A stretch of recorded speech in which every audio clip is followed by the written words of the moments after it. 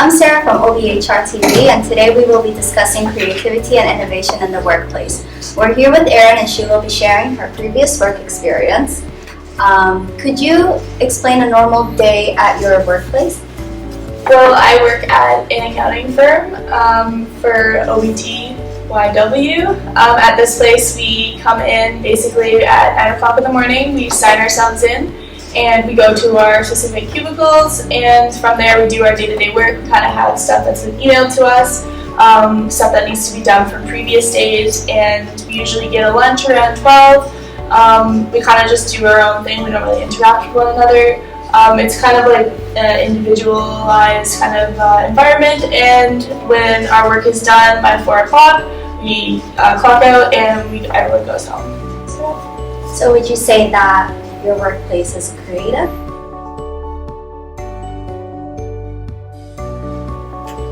What is creativity? Creativity is the mental and social process fueled by conscious or unconscious insights of generating ideas, concepts, and associations. What is innovation? Innovation is the successful exploitation of new ideas. It is a profitable outcome of the creative process which involves generating and applying in a specific context.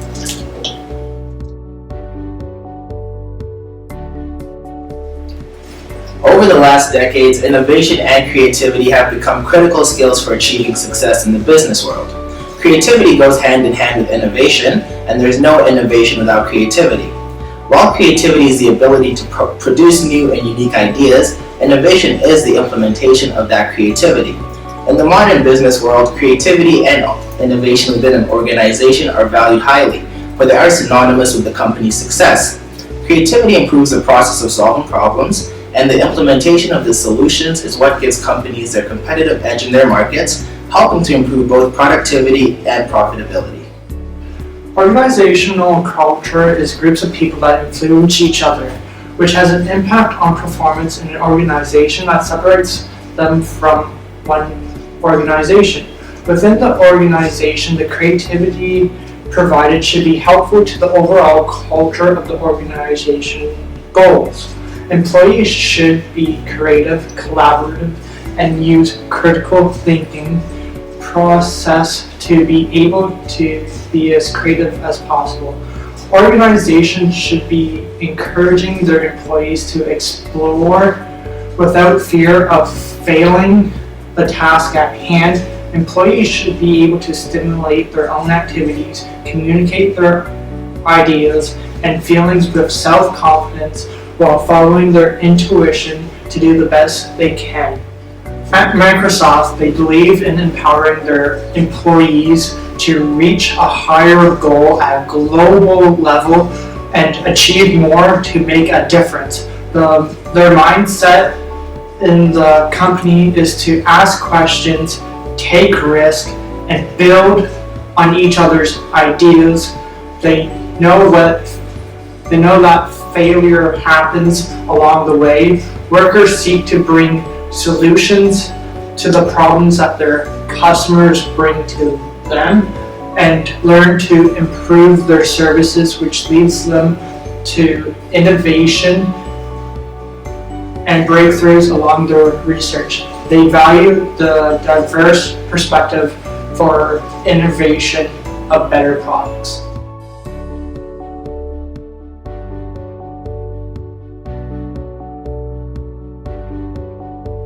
There are various elements that help to initiate creativity and innovation within the workplace. One of these being organizational social support, which is the employee's perception on how their well-being is valued by the workplace, which is individuals and also the work environment. This can be people like coworkers and supervisors. In essence, the organization as a whole. Overall, organizational social support looks at the way in which an employee is supported emotionally, through material aid, information-wise, and with appraisal from both their supervisor and coworkers. This supports creativity in the workplace by increasing the workers' motivation and their overall interest for the job. For instance, Egon states that support of leadership helps develop creativity by encouraging the idea generation through receiving these ideas in an attentive way and also a receptive way, evaluating these ideas in a fair and supportive way, and from there allowing for their workers to be willing to try out things like new ideas. In essence, when a leader such as a supervisor is a good role model for their workers by providing goals, settings, and giving values to employees' contributions, it enhances the confidence of their ability and overall the outcome of their work. This leads to the worker to feel as if they are fully capable in doing their work and have the support to take risks and be creative in the workplace. Additionally, creativity in the workplace can be stimulated by support of also coworkers. This is because when an employee has a positive relationship with one another, they are able to fulfill each other's needs and self-growth by learning valuable skills from one another, which help to reinforce their desire to develop their creativity and innovation in the workplace. For instance, Apollo and Sia and Shalu discussed that supportive coworkers allow for smart solutions and ideas to be shared, and thereby encouraging various experiences that lead to creative performance. And an individual who feels empowered by their support system increases the extent to which they will take on creative roles for themselves personally.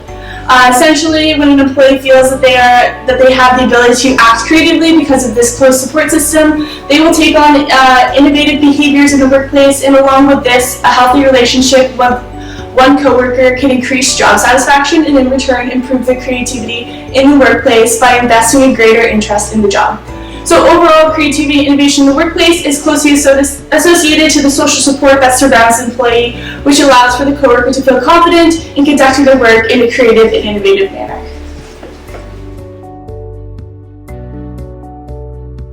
The organization's environment is an important factor in leading creativity in the workplace.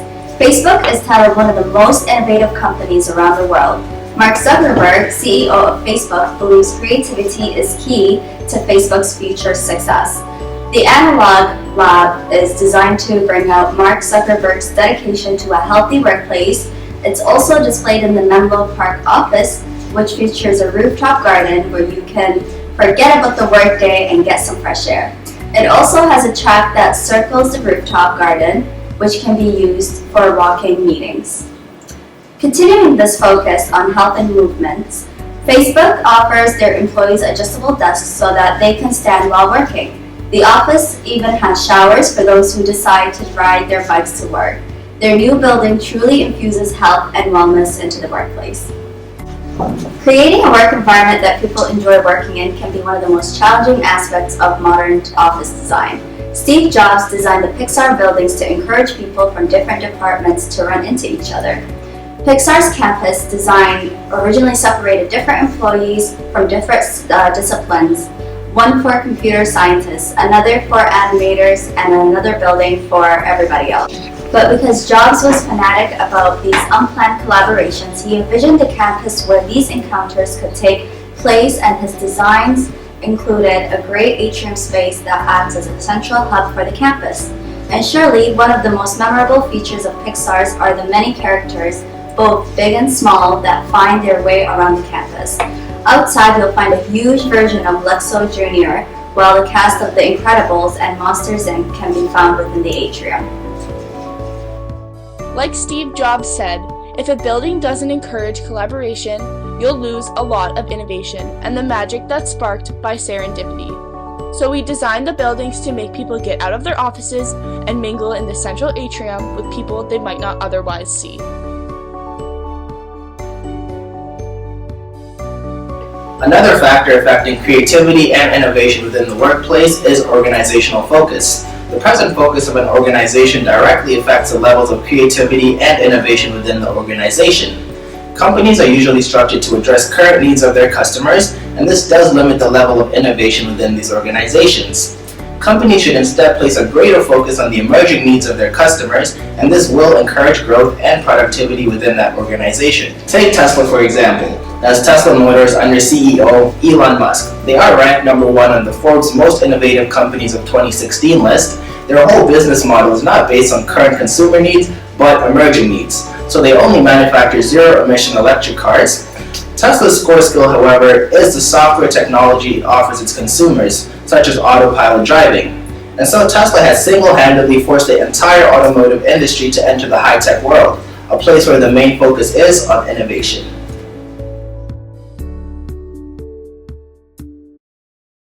Another factor affecting creativity and innovation within an organization is leadership.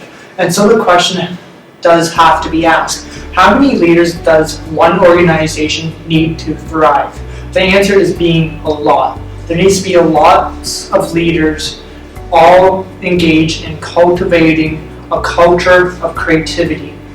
Leaders in innovation are found at all levels of the organization, and it is the job of the executives empowered to cultivate a culture which will encourage them to introduce ideas.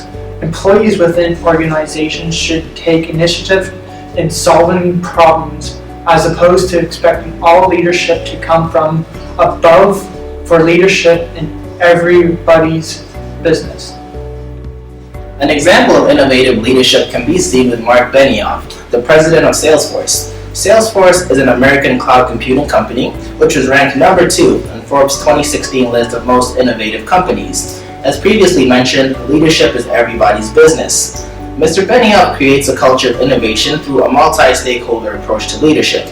This approach seeks to include people besides just shareholders in the decision-making process. It involves everyone from employees and customers to partners and the communities where Salesforce operates, all in the leadership process. After speaking with all the experts on OBHR TV, we have come to conclude that the culture cultivated within an organization directly affects creativity and innovation. In essence, a creative workplace environment is stimulated through different aspects of organizational culture, such as organizational support, environment, focus, and leadership. The various examples examined have helped to instill the connection that creativity and innovation are generated through these factors. Essentially, employees are impacted by the organizational culture regarding the influence of creativity and innovation. So next time when you're sitting at your desk, I want you to think, does the organization you work for cultivates a creative and innovative workplace?